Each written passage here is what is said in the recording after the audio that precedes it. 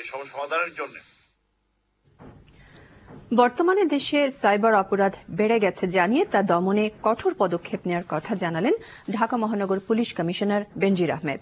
সকালে রাজধানীর সোনারগাঁও হোটেলে ইনসাইড বাংলাদেশ ফাউন্ডেশন আয়োজিত কর্মশালার উদ্বোধনকালে এসব কথা বলেন তিনি।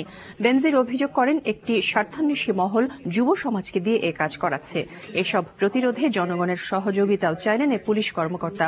পুলিশের কর্মদক্ষতা বাড়ানোর লক্ষ্যে আয়োজিত এ কর্মশালায় ২০ পুলিশ কর্মকর্তা অংশ নেয়।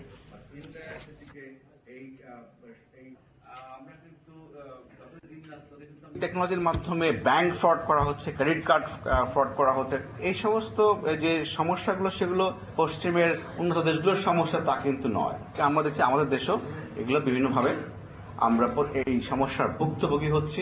এই যে চ্যালেঞ্জ সামনে আসছে অলরেডি এবং এসে গেছে অলরেডি, সেই চ্যালেঞ্জকে মোকাবেলা করার জন্য আমাদেরকে প্রস্তুত হতে হবে। সেটা হতে পারে cyber terrorism, simple terrorist activity, cyber crime.